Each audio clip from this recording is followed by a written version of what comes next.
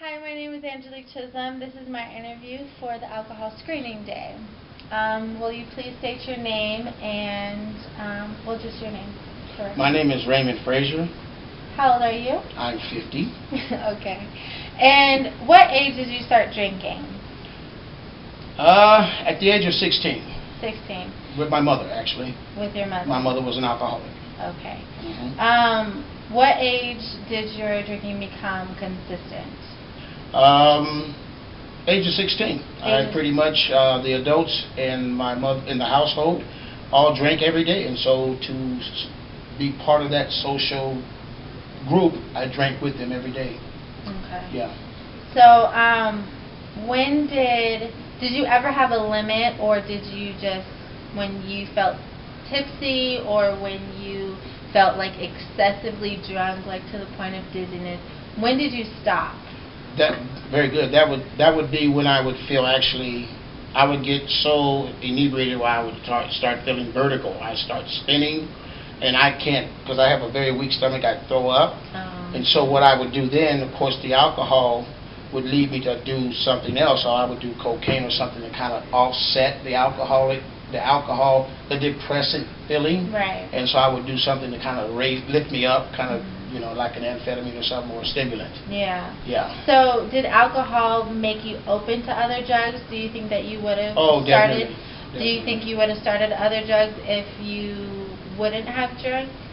Definitely. Alcohol, to me, being recreational, it is almost like a recreational drug, because that's what you do. You do it to socialize with your peer group, with your friends, or whoever that group might be. Right. And so to fit in with them, absolutely. Okay. So you didn't really have a limit, right? No. The only limit would be the fear of being sick. Okay. And so, in a sense, I did, because I couldn't go until I got sick. Right. So I would get that right high, if you will. Mm-hmm. And if it got a little bit too much, I would hurry up and remedy that situation with another drug like coke or something. Okay, to try to even it out. Yeah, well, it would make me come up, so I wouldn't be so down and with this vertical spinning, oh my God, sick, kind of thing. So, right. Yeah. So, did you ever notice that it was a problem? Or did anybody ever say to you that it was a problem? No, I noticed it was a problem myself without people telling me. When it became like having breakfast. It became like having lunch every day. It was part of my daily routine. Right. And so I realized then that I'm pretty much doing what my mother did. I'm doing what her friends did. And now it's become such a ingrained habit that I just continue to do it, and it was excessive. When you drink every day, and you're going out in public in all these different social settings, and you smell like booze, and you think you're normal. Other people can smell alcohol on your breath all the time, but no, that's normal. That was normal to me. So how many drinks did you normally take on a daily basis after it became consistent? Oh, jeez. I would wake up, my brother and I, we would probably polish off a pint of gin first, and then that would lead to, we go do whatever we were going to do, because we were involved in other things that we won't care to mention here in this interview, but we would get involved in other things, and of course those other things would lead to, so we'd probably go through 2 or 3 pints easy a day. That's easy. Oh, that was easy. So. Oh, okay. Oh, yeah. So, did there come a point to where anybody confronted you about this problem? Yeah, a couple times. 1 or 2 friends would express their concerns, and why would I be doing that? One time, being a juvenile and ending up in a court for an assault, the judge couldn't understand. She thought, what's wrong with you?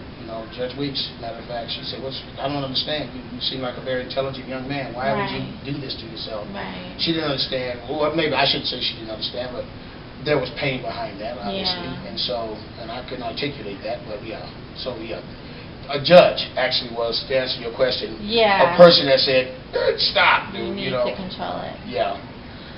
So, when did you decide for yourself to seek help? Well, I didn't really decide to seek help as a way of intervention. I actually got arrested. Oh, that was the reason. Okay.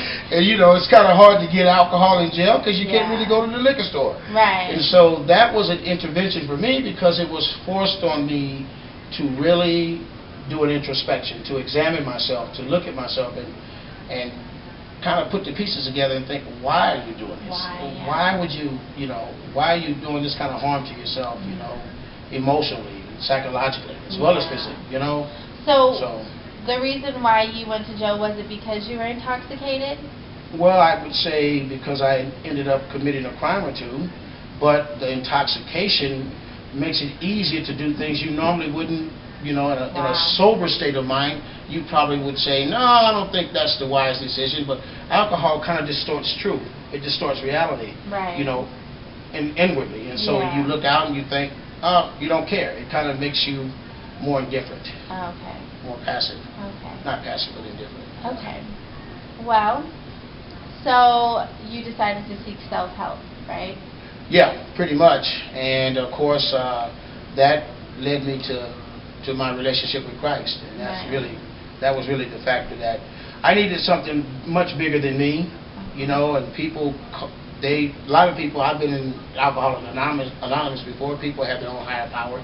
Christ was my power and my remedy, Right. So now that you look back, do you appreciate going through that experience and learning and helping other people try to see that it's better to realize your faults before, I'm getting nervous, that's why. Before it's too late? Before it's too late, yes. Yeah, well, I think the biggest thing for me is my mother drank herself to death. Right. And when I found her dead from alcoholism, acute cirrhosis of the liver, it killed her, that really was the eye-opener for me. Right. And I thought, so outside of that experience, my mother drinking herself to death, I would say, because the experience that I went through has allowed me the ability to have empathy for other people who are going through it and not be so judgmental. We live in such a judgmental world, but it's easy to look at people when you don't understand what they're going through. Right. Having walked in their shoes,